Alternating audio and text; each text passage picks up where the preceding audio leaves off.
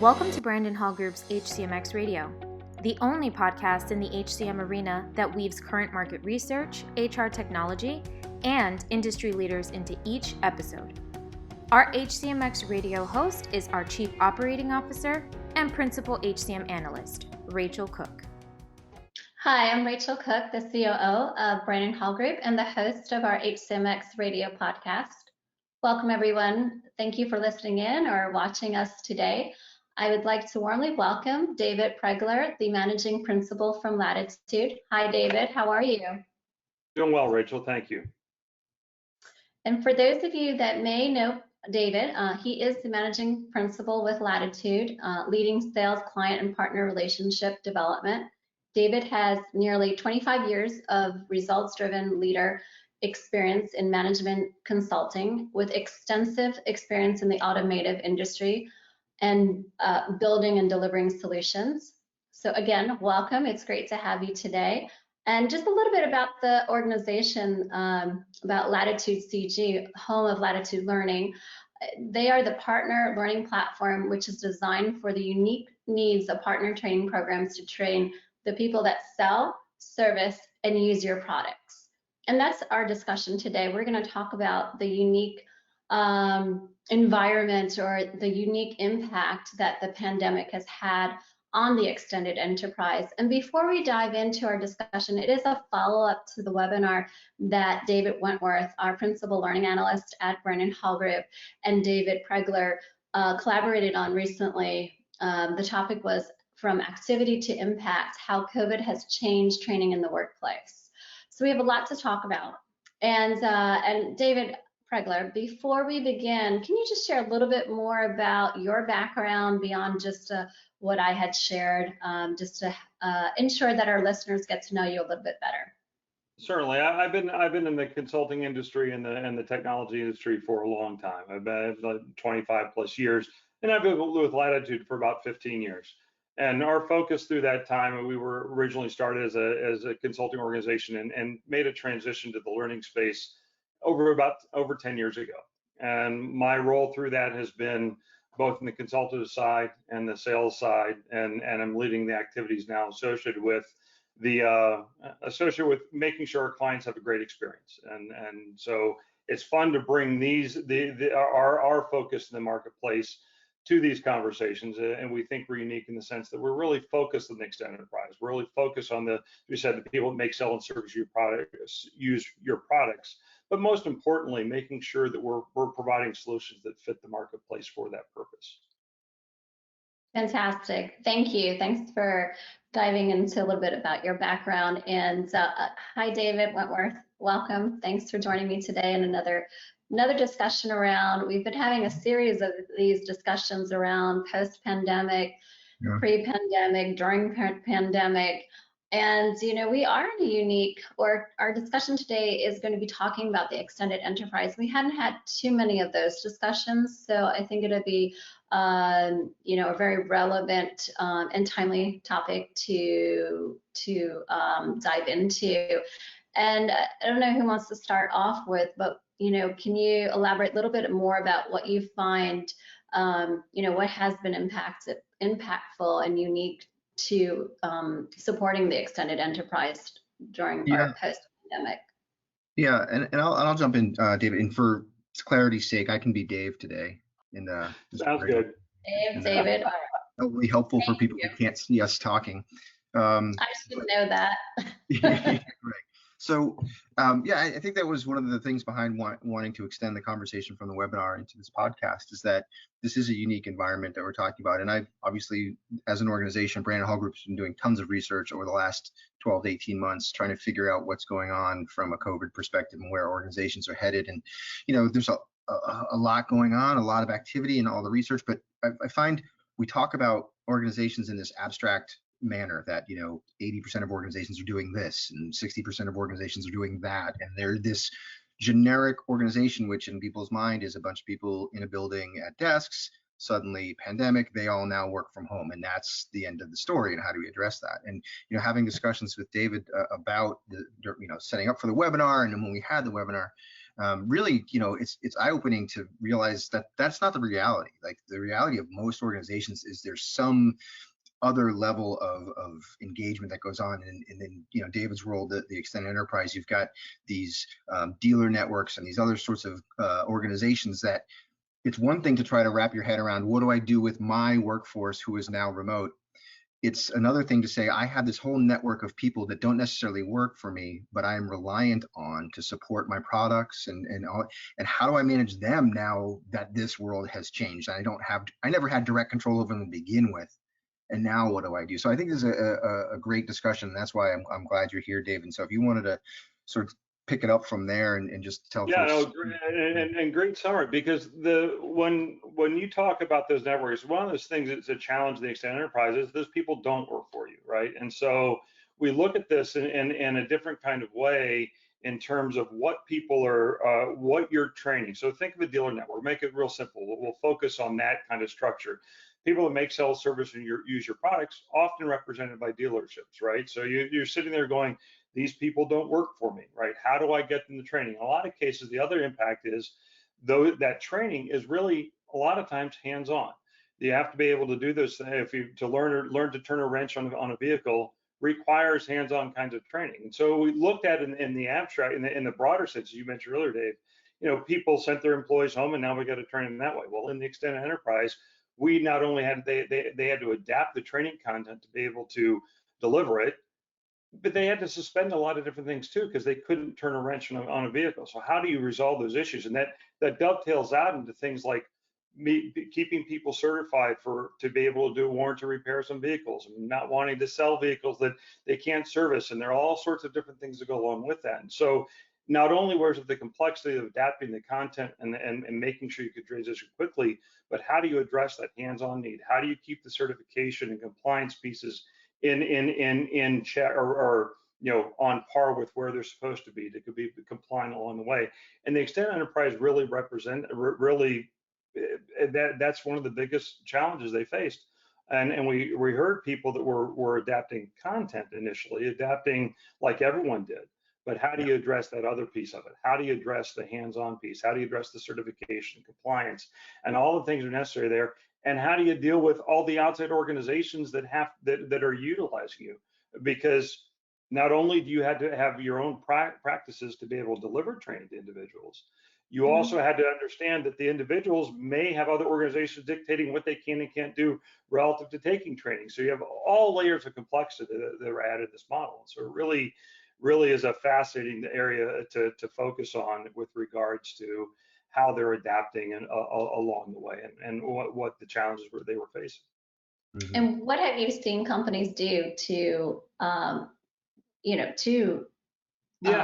support these changes or the training? I'll give a couple examples, right? There's large OEM, right? So large OEM, think about them taking years and years to actually adapt training materials, right? So what we saw happen was a fun story during these interviews.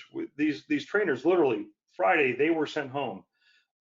Over the weekend, they're pulling cameras out, they're pulling videos out, they're signing up for Zoom accounts, they're doing all these things and figuring out how they can transition things they were doing in person to online. So they were really working very, very hard to adapt their content. What we saw a lot of organizations do was simply have a lot of grassroots efforts to be able to get this adapt technology to be able to do this. Was it perfect proxy or perfect replacement? No, but people were fighting to get it done. And what we saw often was mid-level managers and trainers going out, doing all this adapting very quickly, throwing stuff out, seeing what worked, seeing what didn't, throw it away, refactor, get it right. And then ultimately, as they perfected it, the large organizations coming over and adopting it, right? Making sure it became part of the mainstream. In this OEM case we talked to several of them, very similar stories. They had all this grassroots stuff going on. They adapted all the content. All this stuff was being done by trainers and mid-level managers.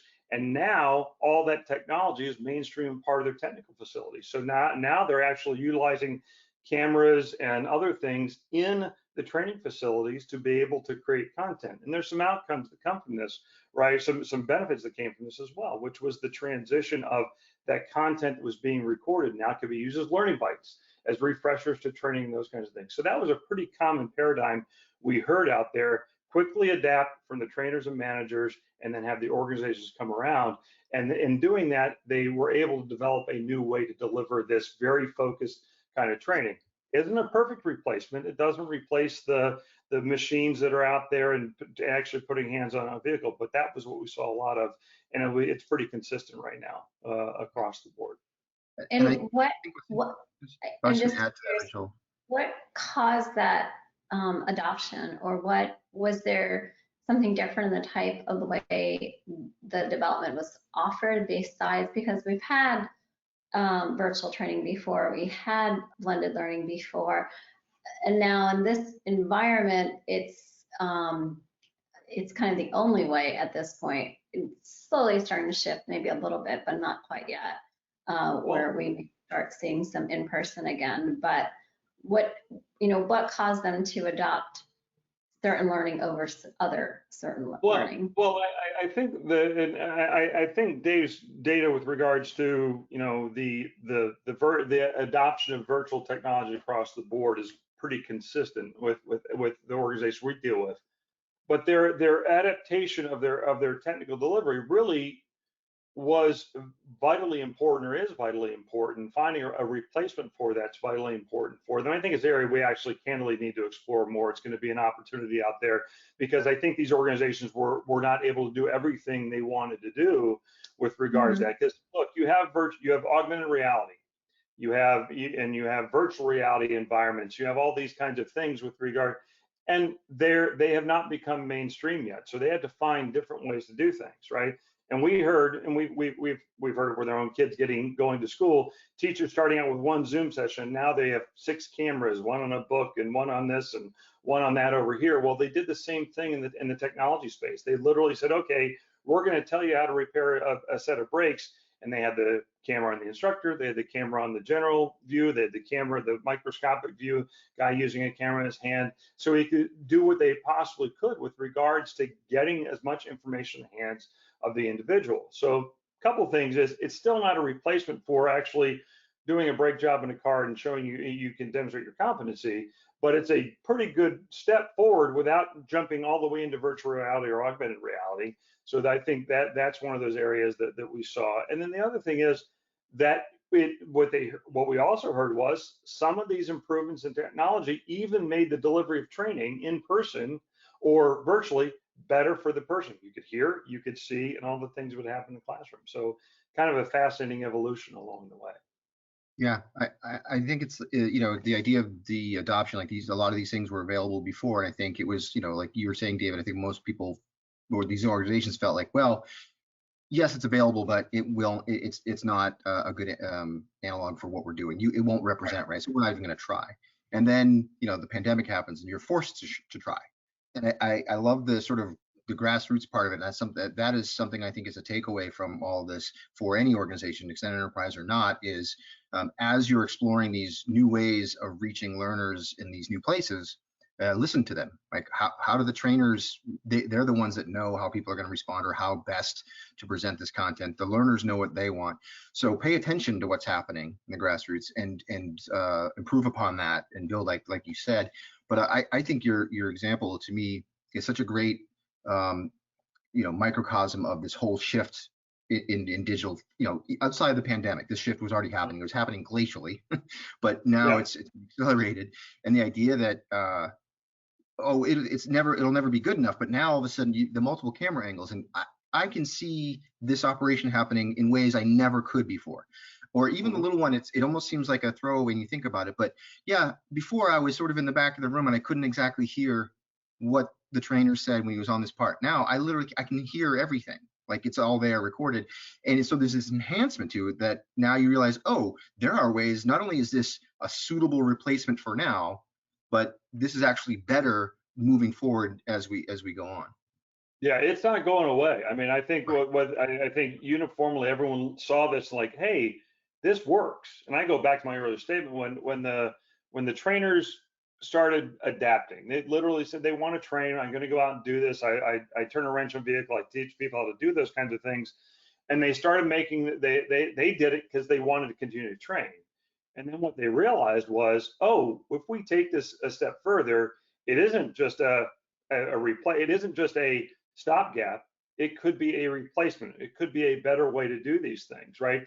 And ultimately, I think you're going to see it in the tech centers. You're going to see it in the external trainings that are going on. They're going to continue to use it for that purpose. It doesn't replace turning a wrench, and it won't replace the organizations that have, look, you walk into a room and you're going to have simulators of. We talked to a large, one of the premier ice machine manufacturers in the world has a room of 30 machines that can computer generate all sorts of errors, right? And you send a technician in, they go through all their training, they go in, they turn a wrench, or they do the repair, and they can simulate across these things, right?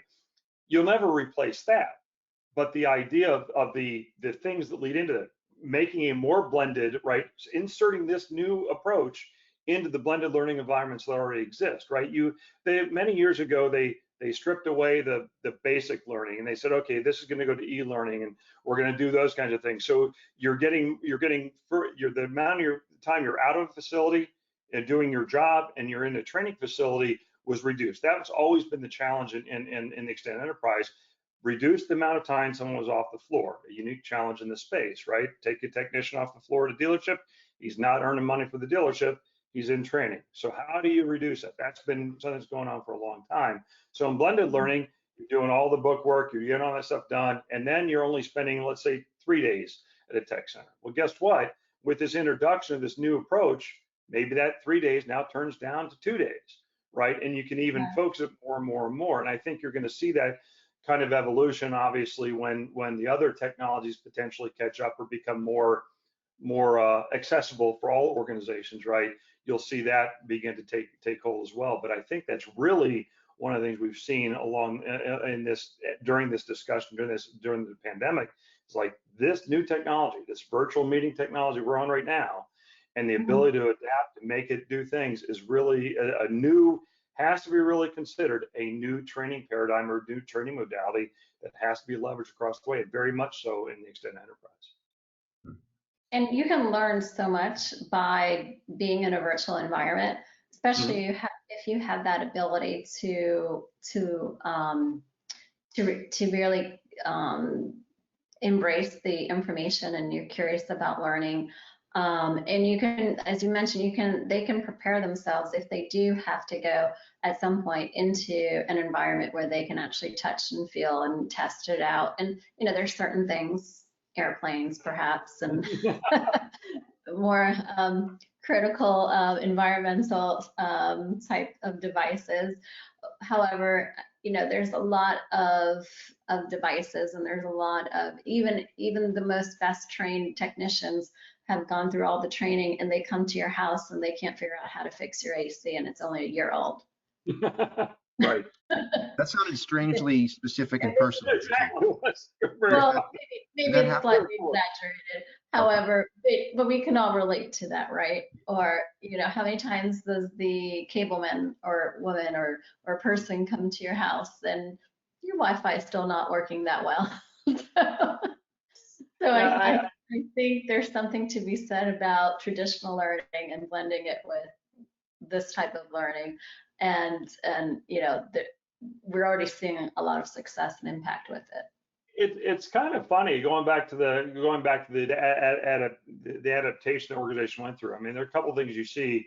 We had organizations. Again, you're not going to replace the 30 machines in a room for technicians fixing things. We heard environment organizations, they have a 5,000 gallon tank that creates spills and issues, and that you're never going to replace that.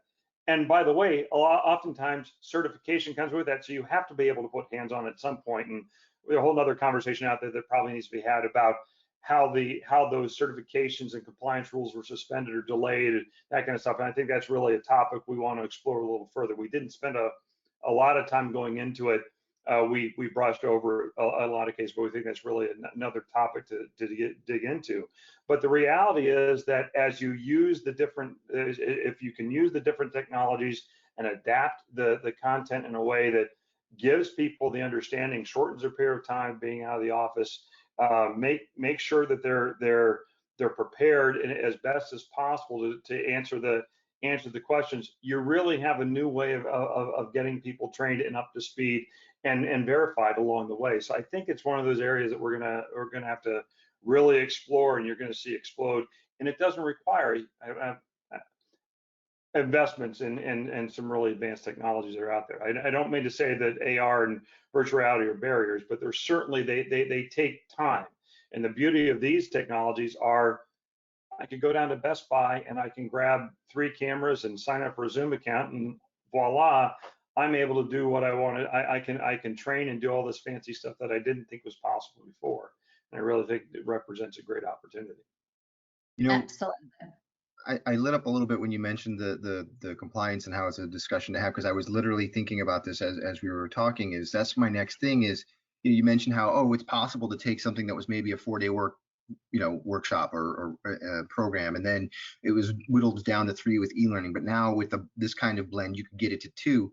Do you think, and like you said, this is a new area, another area of research you want to go into. It's something that we're looking into Right. the new era of compliance training. Do you think it's possible that those bodies that are in charge of what those regulatory concerns will ever adapt, and so that their definition of compliance isn't 30 hours in a seat doing Mhm. this particular training? Will they accept that a bulk of the training took place in a variety of virtual and digital formats with some sort of final practical demonstration of compliance? Because from our perspective, and the research says that works, that will Mhm. work. But if that body that says, okay, you're certified, you're compliant, doesn't recognize that, then it'll never change. Do you Well, sense that will ever change? I think it will, but it really depends on who owns the certification, right, or owns the requirement. We obviously, as you mentioned earlier, Rachel, the idea of having, pilots have to sit in seats 30 hours or whatever the requirements are, those will never change. Those are so rigid and that they're not going to adapt. Now, maybe some things leading up to it get changed, but the physical time being in a simulator, being those aren't going to. The ones that are, if we go to OEM, who says, what does it mean to be certified as a technician on my vehicle, right? So are you level 1, level 2, master, whatever it might be?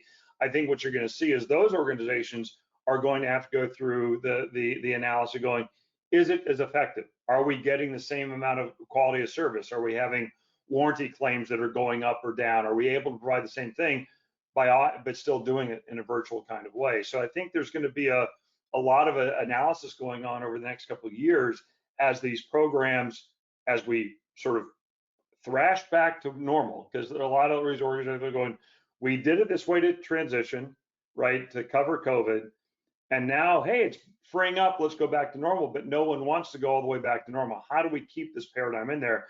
And so you're going to see a little bit of thrashing back and forth of a feeling, but ultimately, those organizations, whoever owns it, is going to have to decide, are they able to do that? Now, if there's a federal compliance component to it, I think they're going to have to realize as well, this hopefully was a one-time disruption, but I think they have to practically look at, was safety impacted? Was quality impacted? Were those things impacted? And they're going to have to look at this in a way that is, hopefully open-minded about it, because I think that's really ultimately what has to happen. Again, it's really who owns that certification is going to really drive that. I think federal, governmental kinds of things will be slow to change. I think organizationally, companies will be able to change much faster. This reminds me a bit of the outsourcing training model, where when companies started looking at what do they keep in-house versus what do they outsource in a way, what are the Right. things that are core to them versus some of the things that can be off the shelf. Not that this is the same thing, but this kind of triggers a little bit of that, some of those concepts of how you think about that model and how you build it and scale it.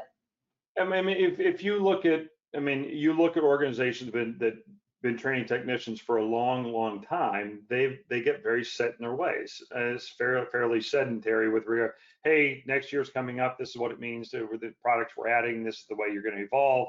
Those guys, all of a sudden now you've introduced this new way of doing training. You've introduced this new thing that is called virtual learning technology. It isn't a virtual instructor-led session. It isn't a virtual, it is an instructor-led. It's something that's new and unique, and it has to be sort of thought about in that manner. But how do you now use this cool little tool, this new paradigm, this new training paradigm, and fit it into your program and continue to drive that down? Because the age-old question is, how do you eliminate the time someone's off the floor? How do you reduce it, not eliminate it, right? And matter of fact, one of the things that came from this, we also heard, was the benefit of these virtual technologies, not necessarily on the technology turning a wrench side of things, but more on the sales side, was that they were able to actually leverage by keeping them in the dealership longer, keeping them on the ground longer, and not making them go to a training center for 5 days or whatever the period was. They could actually go out and leverage the training they had that day. If it's customer interaction, they could practice, they could bring it back. And so there was actually a little more reinforcement going on directly. And that's obviously some of the softer skill areas, but it created some unique properties and unique opportunities for organizations to benefit from that, and students were actually better off for it. And I think you'd see some of the same things. If I'm learning how to do a brake job, I'm allowed to do a brake job, I'm watching it be done in video. Yeah, I still get to go certified, but I can walk in the floor, I've seen it. I'm better suited to go reinforce that training immediately. And oh, by the way, those learning bites that that were recorded off the session I just watched, I can go back and bring up in my phone. And that's actually one of the things that I think LMSs have to be better at doing, is be able to give those learning bites to people, quickly and efficiently, so they can go reinforce the training. Because I think I think these things all tie themselves together neatly. And again, I think it requires some exploration, but you're going to see a lot of evolution in this over the next, I want to say, probably 2 years. It's top of mind right now, and they're going to want to leverage it. Well, great. Thank you, David. And Dave, I think that's a great way to wrap up for today. Lots of good advice and insights from your side and our research here. So I look forward to hearing what's next and some of the new research that's coming out from both organizations. Thank you again for sharing and joining us today. And thank you all for listening in. Take care. Thanks, Rachel. Thank you, Rachel. See you. Bye. Bye.